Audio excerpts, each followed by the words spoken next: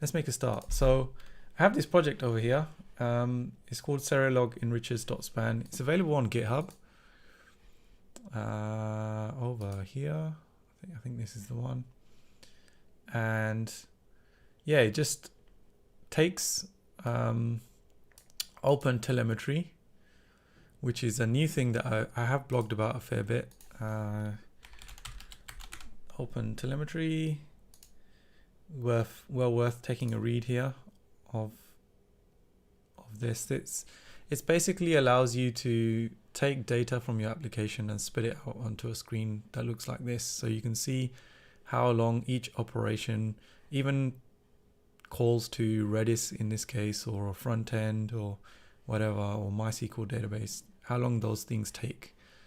And you can click on each of these lines and see some more data about each of those operations too.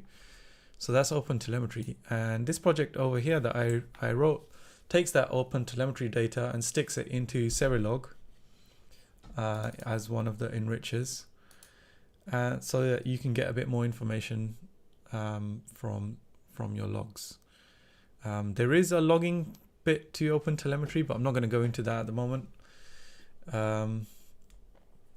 So let's get started. I think what we need to do to start with, so I have a global.json file. This tells it which version of .NET to use. I think to upgrade to .NET 6, I need to work out what version of .NET 6 I have, because the proper released version is not out yet. So that's the one I want, I think. And I think I can just stick that in there. In fact, you know what? I don't think I need to do that, because .NET version, I'm in the folder and it's saying it's for using version 6 already. So, excuse me. So I think that's already done. Once this goes to a proper version 6, I will update this and use that proper version. But for now, I think that's okay. I'm just going to raise a PR with all of this upgraded. So now we can use C# 10 as well. And I also need to upgrade the project. So I think,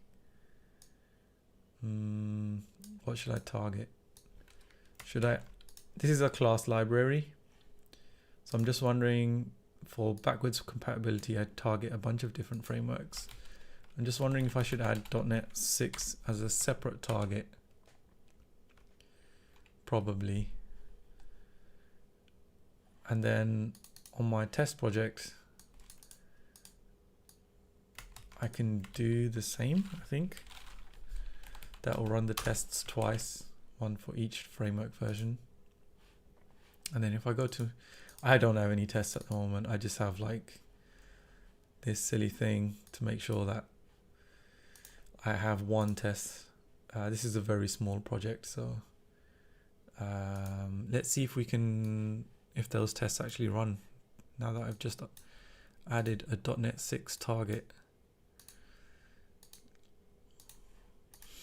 This is Visual Studio 2022, by the way. Why didn't that build? That's strange.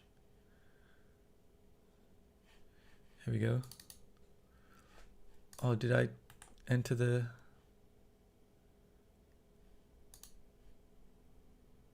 .NET 6.0? Did I enter that incorrectly? What's going on? Error list.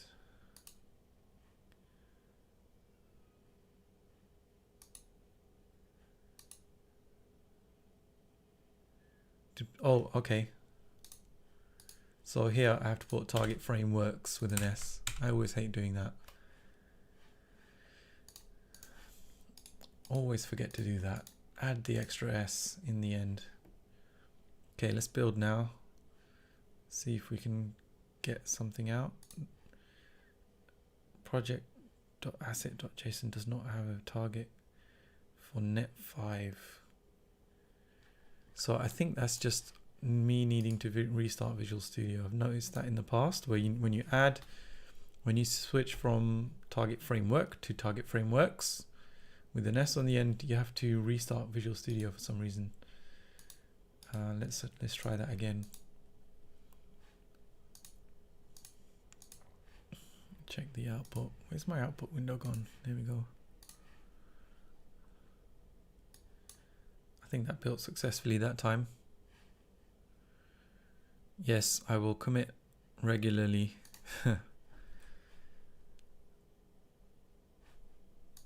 Oh, now I've got two tests running here. Let's try to run them. And they're green. Cool. So now I'm on .NET 6.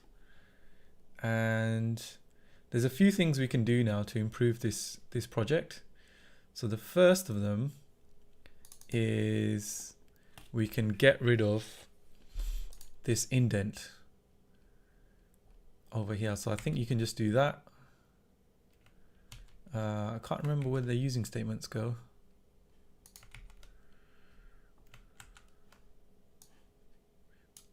If I just grab all that content and move that back there, does that just work? Cool. Oh, I have to put semicolon here, I think. No? Convert to block scoped namespace. So it looks like I'm getting some sort of code fix here. Why do I need to do that?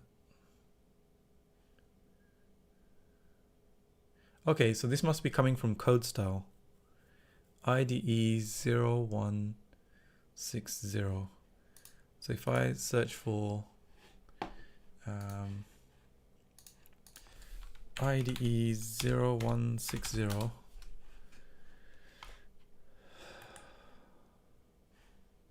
let's see what's happening here. So yeah, somebody's getting the same issue. He got -1. Why? Why are you people doing this to this poor man? Have 1 point and go back to 0. That's terrible. This is the thing about Stack Overflow. Sometimes you ask a valid question and you'll get voted down. Like this guy's an experienced Stack Overflower. He's got, you know, almost 5,000 points there. He asked a very reasonable question. Why vote him down? So it looks like I need a new setting. Interesting. Okay, so let's check our editor config file for this setting and see what we have. Editor config. Oh, this is the new UI view in Visual Studio 2022, which I don't think actually works because I think it's buggy. So I'm not going to use that. I prefer the text editor to edit that file. I don't have that setting in here. Interesting. Were you satisfied with how long find in files took to finish? Yes. Go away. Oh no. Okay. So let's see C# style. So we should add this setting in here somewhere. I wonder if this is documented yet. So there's a lot of settings out there for .NET which are not documented, unfortunately, and I reckon this is one of them. Yeah, it doesn't look like it's documented. Nowhere to be found. So what we can do, we can go over here. Nowhere in the docs. So another place we can look for documentation for this is in the Roslyn repo, which I've been doing a lot. Oh, did I go back? .NET Roslyn. So here's some issues. Here's some code. This is where these rules are defined. As part of the file scope, if user specifies that they prefer file scope style, we should reformat the template to respect that. So this guy's talking about adding an auto fix. That'd be nice. This one though, what's he saying? Code style, general, namespace declaration. So it looks like it's just undocumented at the moment. You have to come to the Roslyn repo to find out about this setting, which is not great given that .NET 6 is about to come out soon, but that's fine. I have some undocumented. Oh, by the way, I run a project that creates an editor config file. This guy. So it's kind of popular. I don't know. Some people look at it, and it adds an editor config file which you can download and use. It's all versioned. There's PRs going up on it and discussions happening around what settings should be the defaults. You can go in here and change your settings. We always look at the Roslyn repo to figure out what the latest rules are, especially the undocumented ones like this one that we found. So yeah, we should probably raise an issue. I wonder if I have documented this one yet. Nope. So we should probably raise an issue in there and get that added. So C# code style rules. I think this is, we'll create an undocumented section here. And we'll add that. And we want, where's that Stack Overflow? This guy, file scoped. Thank you. Whoops, double equals. And we want this to be a warning. If it's a warning, if you treat warnings as errors in your project, like I have done in here, treat warnings as errors true, then your warnings will turn into errors. So it's a bit more flexible if you set it to warning in here. This syntax for setting things to warning is changing as well, by the way. So this is the old syntax. The new syntax looks like this, where you set the default everywhere, and then later on, if you want to change it, you have to use this strange thing over here. You have to set the code and then set the severity like this, which is not as good, I think, but at some point we'll move over to the new style. At the moment we've got both styles in there. So now if I go back here, that warning's gone, and I think I can just go here, control dot, and do this in the whole solution. So what files are affected? Looks like all of them. Wow, that was easy. That's the advantage of having an editor config file right there. Straight away, bang, to the left. And now I've got one less indent. Let's just make sure that it's done it all correctly and it hasn't formatted it strangely in any way. So if I just scroll through the files, there's not that many files. It'll only take a second. It's looking good. Looking very good. Does make everything look very pretty.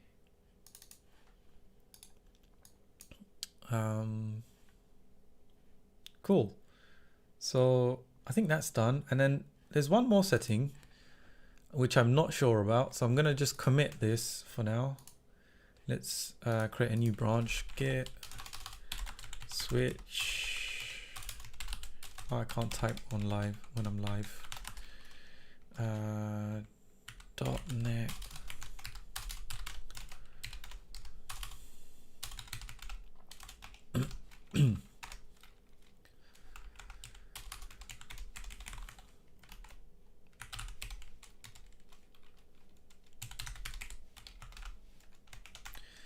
we'll call it add .NET 6 and C# 10, and we'll add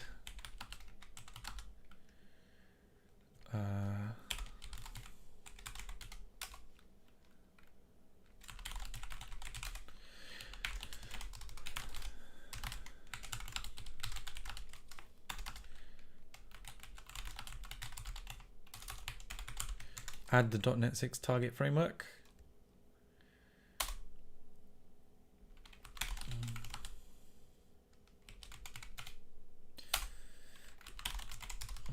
We'll add everything now. Git add.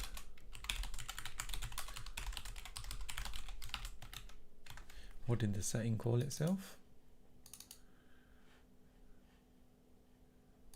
Use file scoped. Use file scoped. Namespace. What is it? Declarations. Declarations. Git push. We'll push that up, and we'll keep going.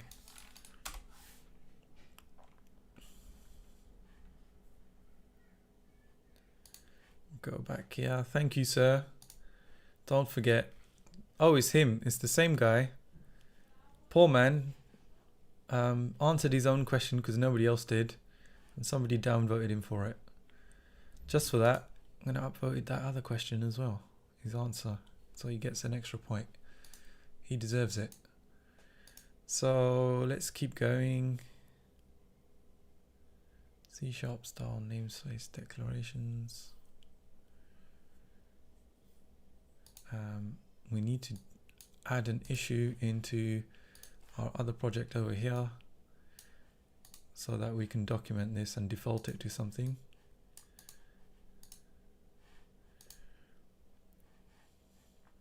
Oh, I had an issue over here. Where's that setting?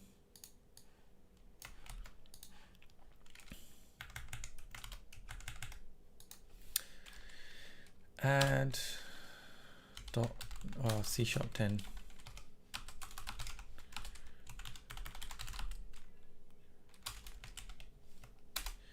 We'll do that later in a sec. Raise a PR for that project. So if we go back here now, there's another thing you can do in C#10. Let's just see if we get any warnings. Control-Shift-B for build.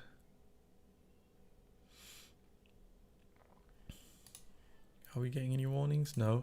Apart from .NET Core 3 is out of date. Now, should I drop that support? I think so. I think so. That makes sense. Let's do that. Drop.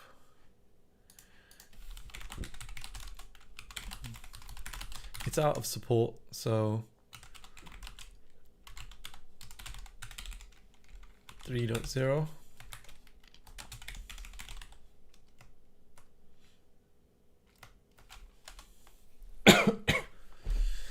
So I like to use the command line, by the way. You get the new Oh My Posh thing over here that gives you this nice formatted command line. And you can do things in the command line that you can't do in the UI. I do use the UI sometimes, but not often. So now we should probably also add these target frameworks to the test project as well. So if we run that now, we should have 4 tests running, 1 for each target framework.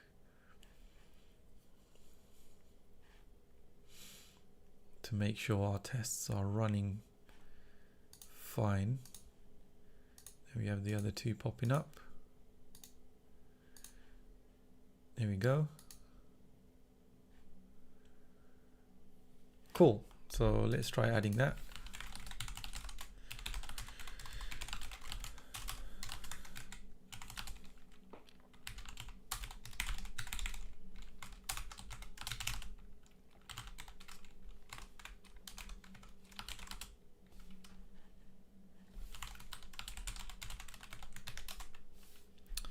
Cool. And the next thing is, where is the tab? This guy. So I'm not sure how I feel about this setting. There's another new setting that you can add to your project called implicit usings, and we'll see what it does when I add it here. So let's try sticking it in directory.build.props. This is a file that affects every project. It's like a common file, so all of this chunk of XML just gets added to each project, and then yeah, it's just you save yourself from repeating yourself. So let's rebuild that now. And what do we get? Suddenly we've got some strangeness appearing. So we've got lots of things saying the using directive is unnecessary. So we can get rid of some using directives. I wonder if there's a code fix for this. So what that setting does is it adds these using directives to your project. Now, remove unnecessary usings. So it looks like we don't have this project in Net 472, and it's complaining because of that.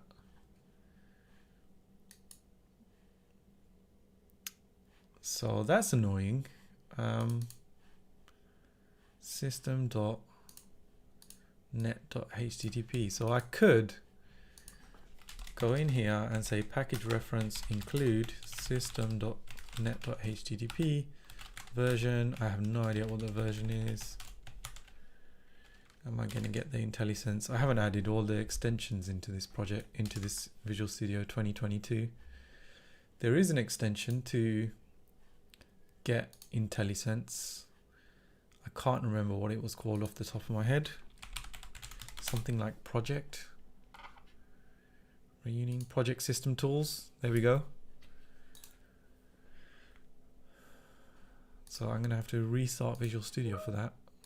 Just save that really quickly. Get that restarted.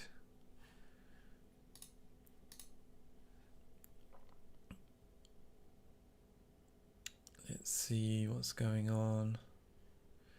There's 2 people watching. Unbelievable. Who are you people? I'd love to know.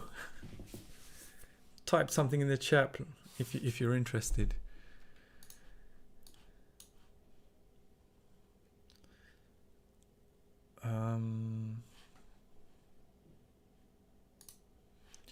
Give that a second. So yeah, there's a lot of I have a Visual Studio 2019 still installed. I think I'm using Windows 11 because I like it. Well, do I like it?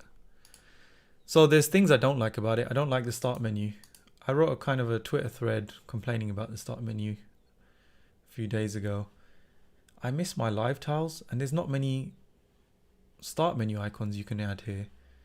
And these recent files are just useless to me. I don't use recent files. So it's just a waste of space. So let's open that project up now that it's installed.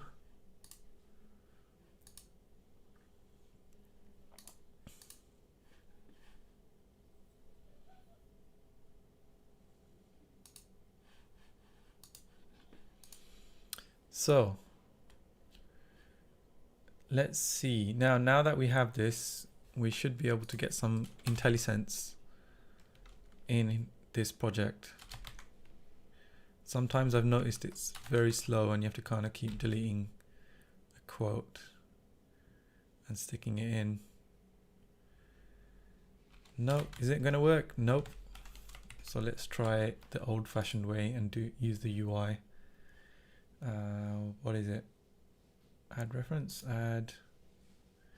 I just haven't used this for so long.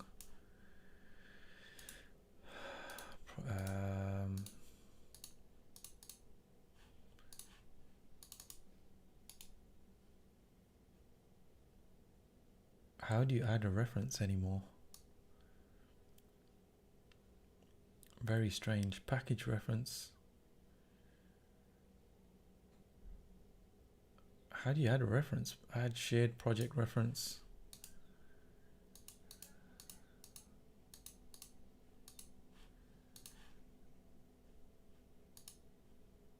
Packages.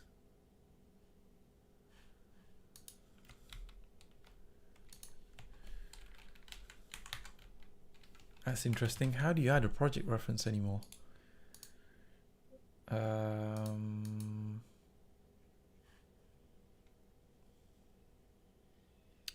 Is it a project reference? Hold on, this one is a package reference. So maybe I should just add a NuGet package reference and see what happens.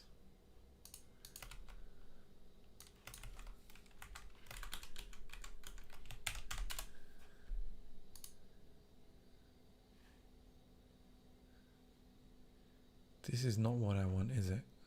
System.net.http.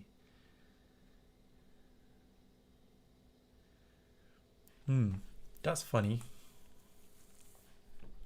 Let me open one of my other projects that supports .NET 4.7.2 and see what I've done there. I haven't really messed around with .NET for a very long time now.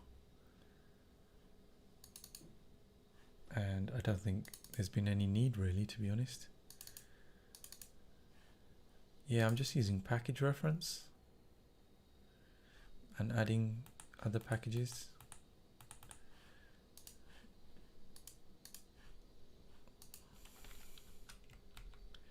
So I could add that back in.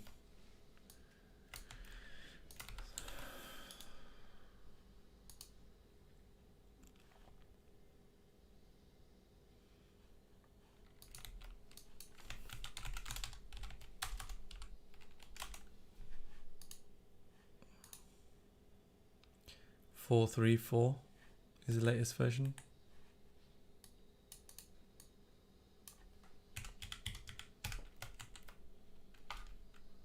So let's try building now.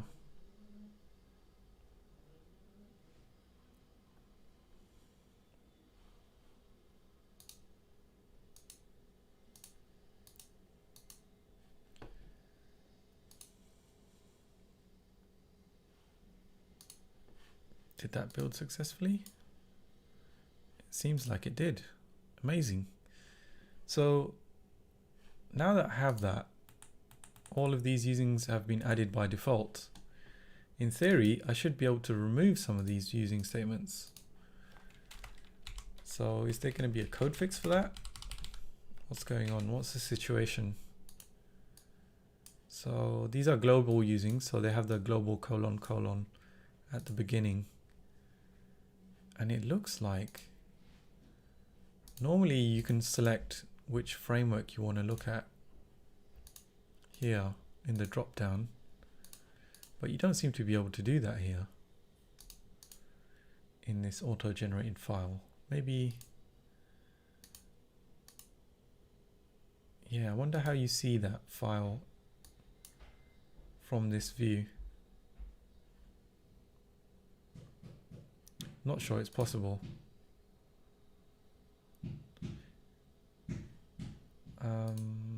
Yeah, interesting. Let's see if we remove system using system, whether it still works, whether it still builds. Yeah, it does. So why doesn't it just gray these out? That's strange. It should gray them out. System.core is not there. That's interesting. System.link is there. Oh, that's not system, of course, that's Serilog. System.diagnostics is not there. Let's see what happens if we remove system.diagnostics. Do we get a build error? Yes, we do. Makes sense. It's not in the list. What else can we remove? This one, this one, this one.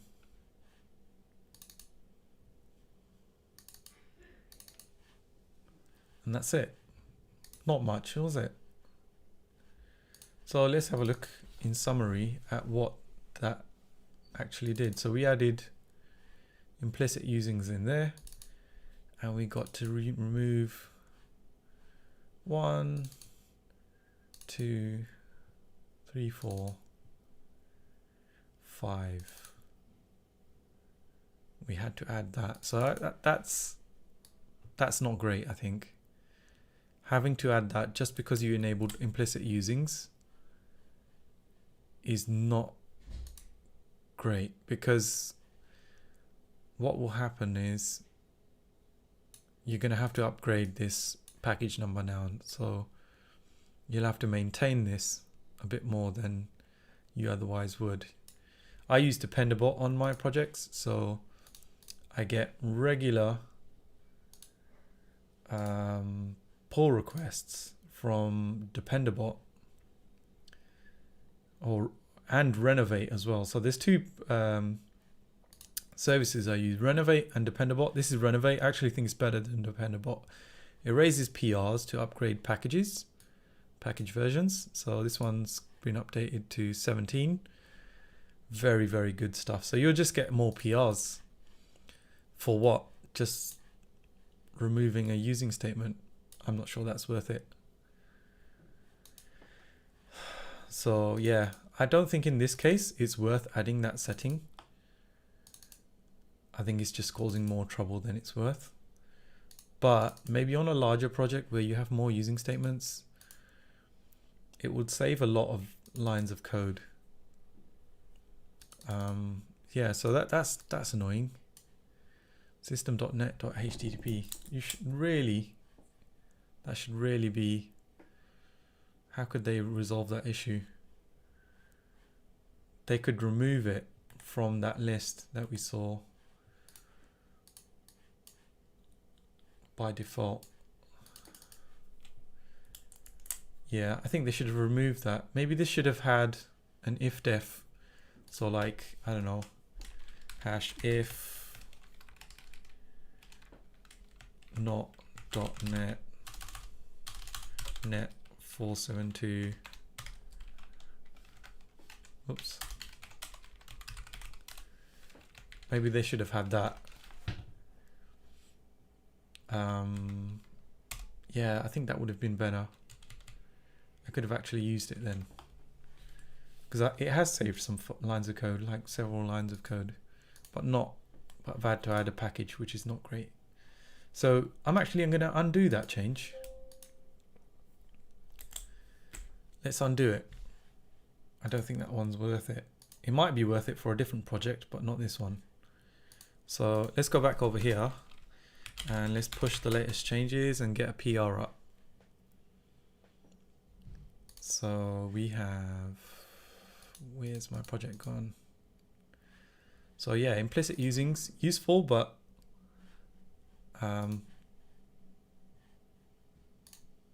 not quite there for a project that targets .NET 4.7.2.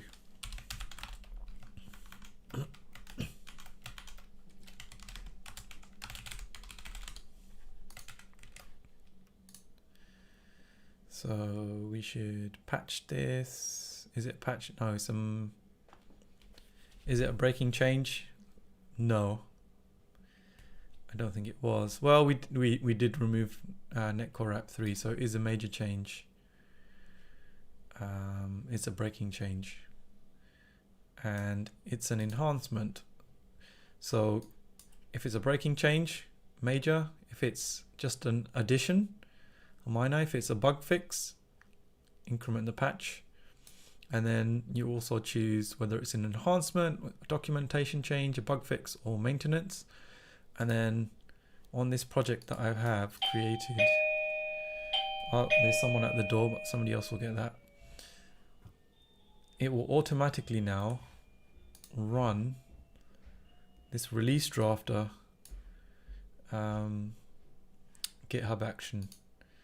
And then I have my release notes automatically generated for me. So these are my nice release notes.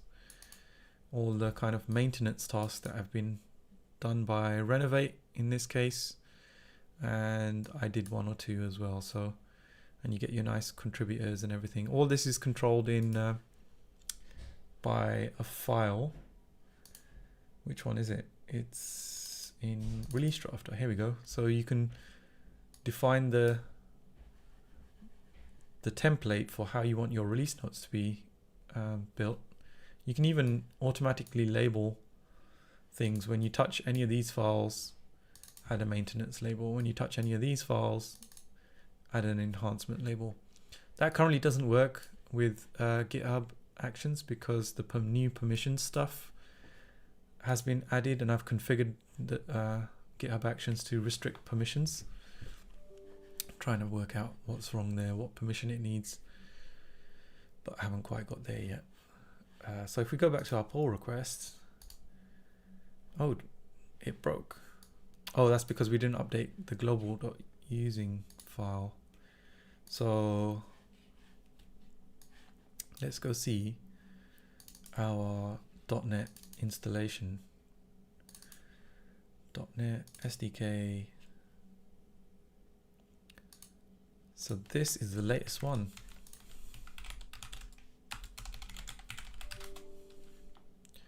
Is that the same? Yeah.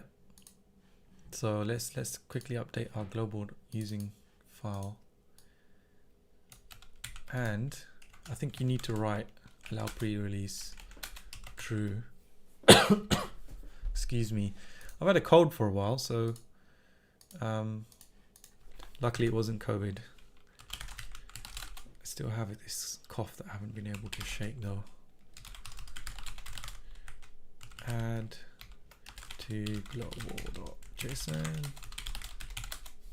Let's push that change, get this building again. So in my build, I've set up GitHub Actions, Azure DevOps, and AppVeyor.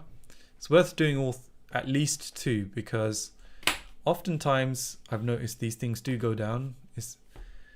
And when one goes down, you still have the other one to rely on. And then sometimes they don't agree with each other as well. So that's interesting. You have to go and figure out what's gone wrong. If you want to do this yourself, by the way, I have a whole blog post. The fastest NuGet package ever published. So I recorded a video for the .NET Docs show as well. And it just goes through how you can set up a brand new class library, a NuGet package, and get it published on GitHub with all the things that I'm showing you: automatic release notes, GitHub Actions, Azure DevOps, AppVeyor, all of this stuff, all the labeling and stuff that generates the release notes. So you can check that out. It's got, you end up with a README that looks like this with your build badge and your build history and everything. It's pretty cool. I maintain that as a project template.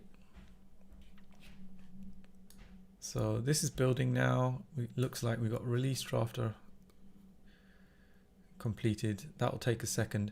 So we should go ahead and do another project and something a bit more complicated and see where we get to. Oh, my build just uses the version in the global.using to run. So if you have a GitHub action, I have a step in here called install.NET SDK. This guy over here. And what this does is if it sees a global.using file, it picks up the version in there and installs that version of the .NET SDK.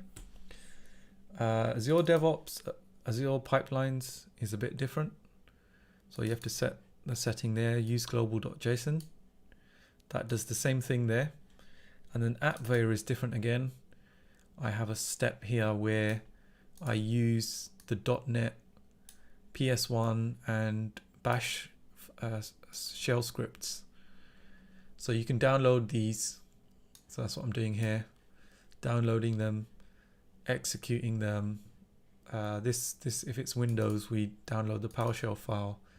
Otherwise, on Linux, on a Mac, we have to install it into a different location to Linux. So this is how we do that here. Sometimes these scripts are a bit flaky as well, though. So I trust AppVeyor a lot less. AppVeyor is a lot slower as well. So I have been known to just complete a PR when AppVeyor has yet to run, but GitHub Actions has run through, and Azure Pipelines too. So just waiting for that. Let's have a look at the action. I have CodeQL security scanning as well on this repo, so that just scans for any security vulnerabilities and pings them to you. if there are any. And then I'm building this code against Ubuntu, Windows, and Mac OS all at the same time. Let's go check those out. We've built successfully. That's good. The test is going to pass because it's just one file, one test. Super easy. I've noticed the Ubuntu one is usually a bit faster and the Windows one is slower, and the Mac OS one as well. So I always click that one to see what's going on. It only takes about 4 minutes or something to run this. Let's go check the graph, the build chart. So GitHub Actions, average build time 3 minutes 23. AppVeya is about 4 minutes, but you know, sometimes it goes to 5. Oh, this goes to 9. That's not great. And then Azure Pipelines as well seems to be quite a bit slower than all the rest. I hadn't noticed that before. I actually thought AppVeya was the slowest. Maybe not for this repo for some reason. Although this one seems to have less runs for some reason. Not sure why that is. Maybe the history that they keep is a lot smaller. Oh, it looks like we failed. That's interesting.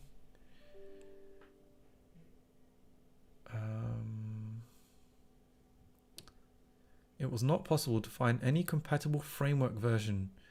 The framework version 5 was not found. Interesting. So you need .NET 5 for XUnit.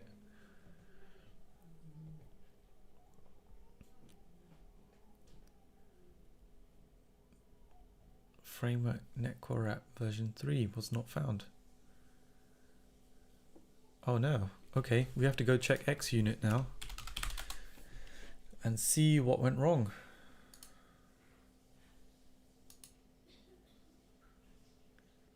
There's no obvious penned issue or anything.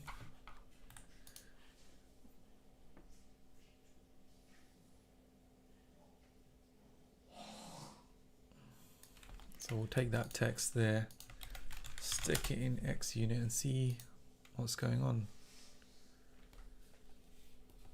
All these look like quite old issues.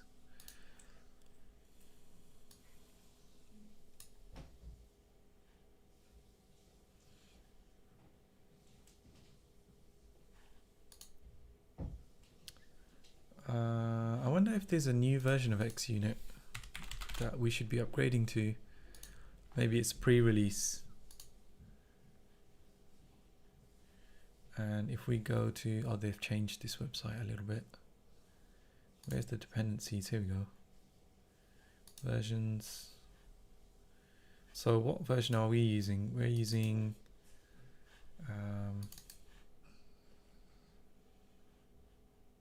2.4.1 and Visual Studio 2.4.3. So 2.4.2 pre-release was released 8 days ago. And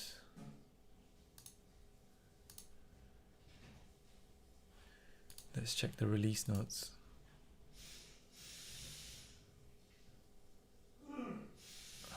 The release notes are not great on this project, unfortunately. What did they change?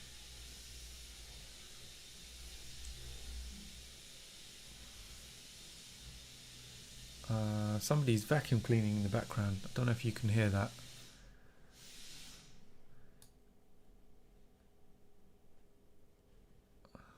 What have they changed? They've enabled nullability support. That's nice. That's really nice. Finally, XUnit adds nullability support. There is a XUnit version 3 coming out. Backport assertion library from version 3. Excellent. So we'll have a nice version 3 assertion library to mess about with soon. So the target framework hasn't changed.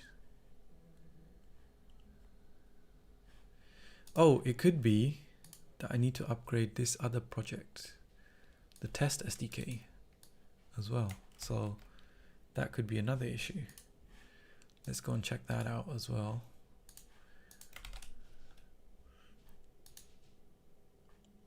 So versions, version 11, 16.11 is what I'm using. There's no pre-release version of that.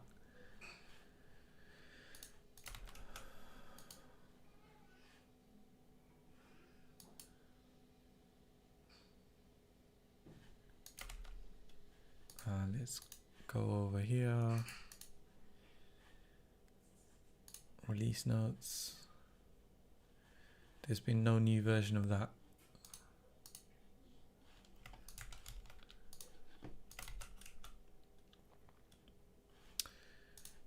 Nothing to report.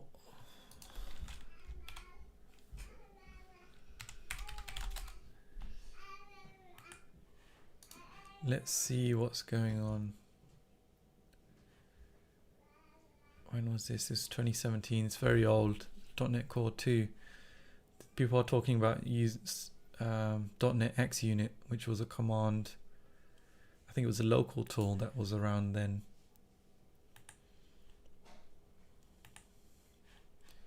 At the time.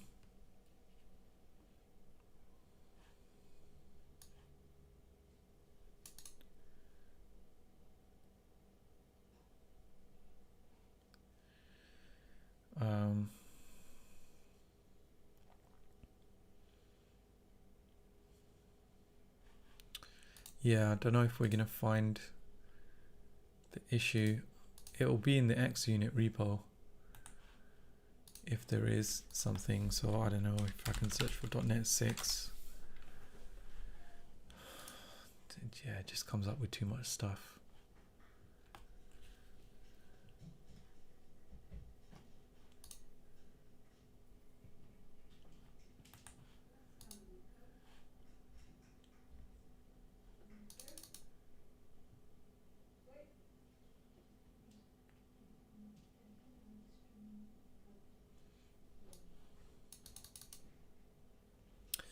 So this is talking about .xunit version 3, which is looking really, really good, but it's not out yet. It seems to be taking a long time.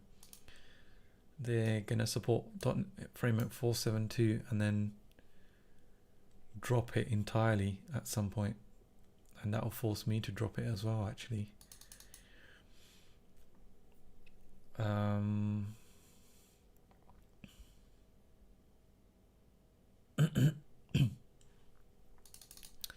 So yeah, he's gonna do that.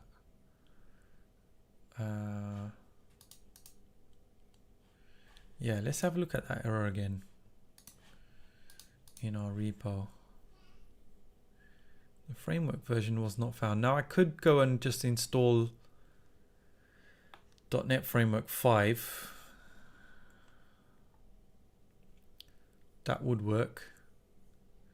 And it looks like I'll need to install 3.1. I'm not sure why I would need to do this, because these two frameworks should already be installed, unless installing .NET 6 uninstalls these other two,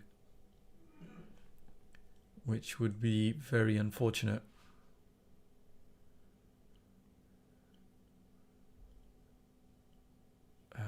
Warning.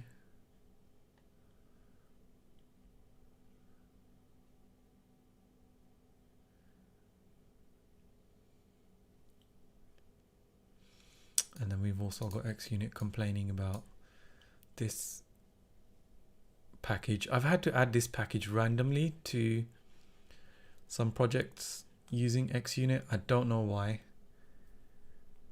It's very strange. I could try that. I could try that and see what happens. So I think it's package reference include Visual Studio Test Platform Object Model.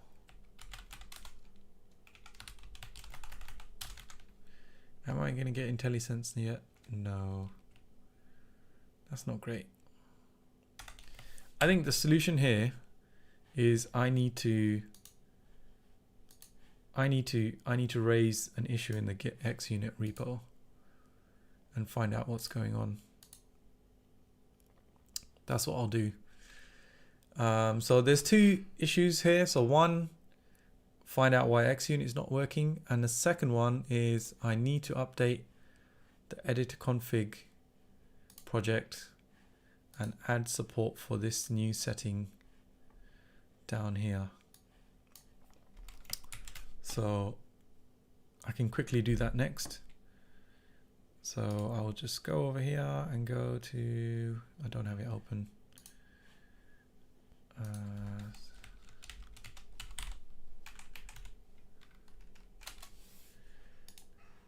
I forgot that I don't have open with VS Code in here for some reason. It's kind of annoying. They've also hidden it away in the Windows 11 context menu. Select folder. So make sure we do a git pull.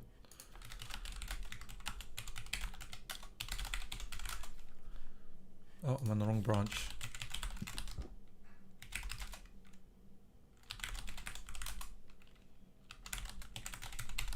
I have something in my stash. I can't remember how to delete something in my stash. I have a git cheat sheet.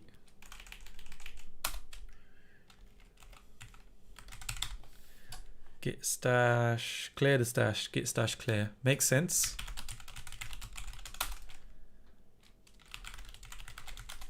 And I don't want that file anymore. Undo. Git status. How do I get rid of that change?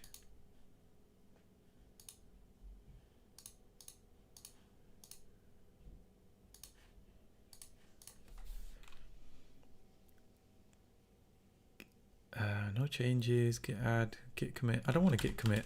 Git reset, origin, main, git status. There we go.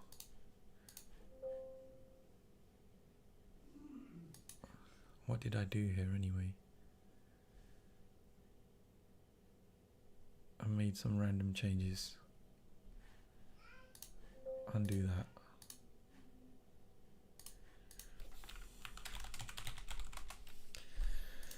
So now let's go and add that new setting. So I think we're looking for C# style. Where's our C# style block? C# style rules. It's probably going to be documented down here. So I'll just stick that there. And git switch -- create. Git switch is a new command, by the way. Add C# style namespace decorations. It used to be was it git branch? I can't remember what the command was now, but this is a new one. The other one did two things, so they split out the command into two separate commands. Add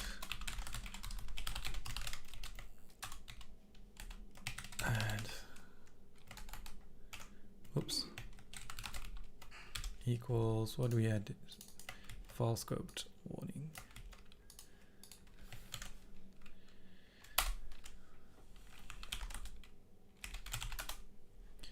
We'll raise that PR.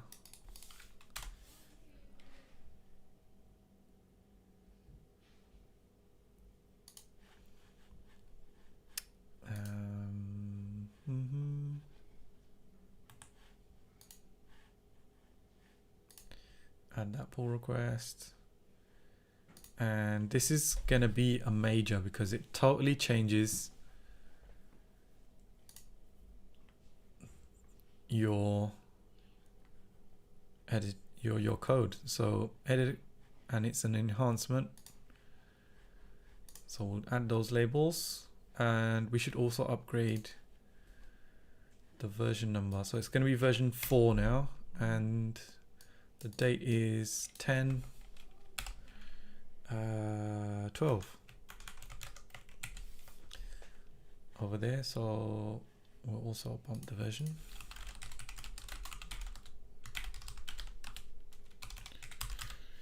Or amend the version actually.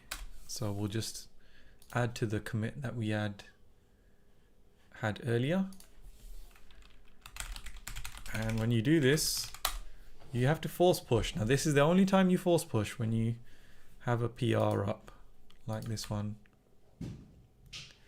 And my labels seem to have disappeared. That's weird. Enhancement. Now I've got my 2 changes. And I wish I had that Stack Overflow now.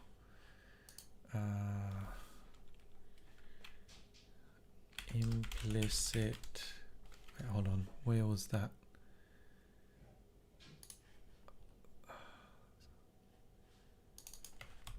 Sticking a link in.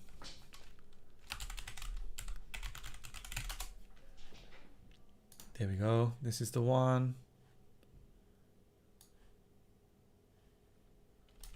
Sticking that in the PR will really help people who are interested.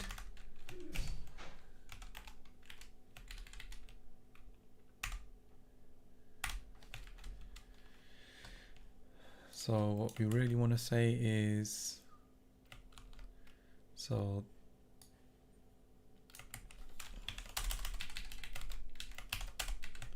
prefer this, and my phone's, I use my phone to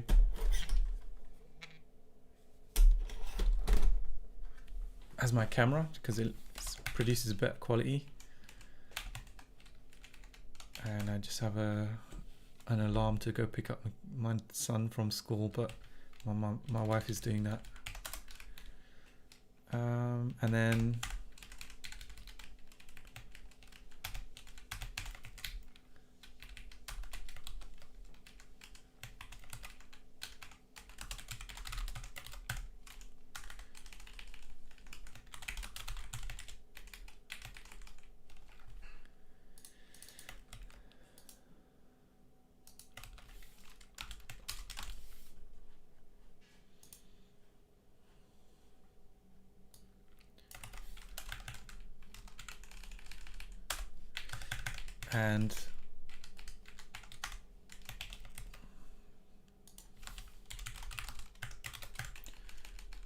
having nice PRs so that people can see what's going on, really important.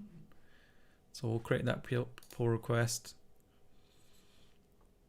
And I have another gentleman who's a Microsoft employee named Henry Gabrielinski, and I can request him to have a look at this. So he's just some random guy who took an interest in this project and started to contribute to it. And ever since, I added him as a contributor. It's the way open source works. I spoke to him a few times on Teams. Seems like a nice guy. We'll see what he says about this PR. Get some input from the issue as well. So, yeah.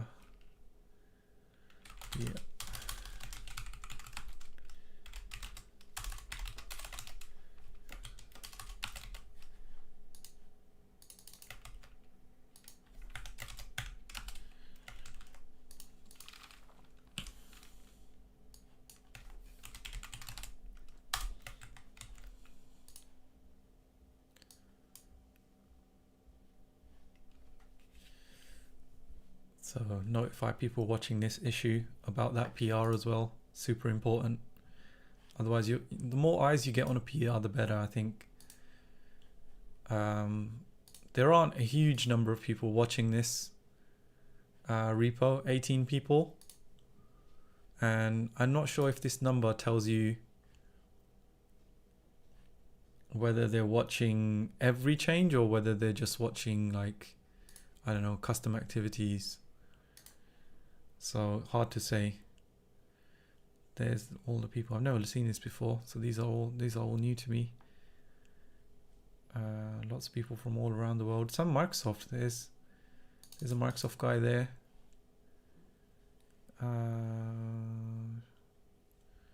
Yeah. So okay, we'll watch what happens there, and I think that's our project upgraded. That's my first stream. I hope that was enjoyable. Let's see how many people watching. There's 2 people still watching. Whoever you are, I hope that was fun. Oh,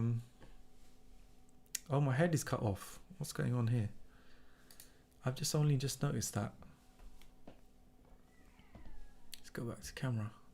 I've somehow managed to zoom in. I'm not sure when that happened. Let's zoom out a little bit. Is that better? Here we go. I'm back to normal size again.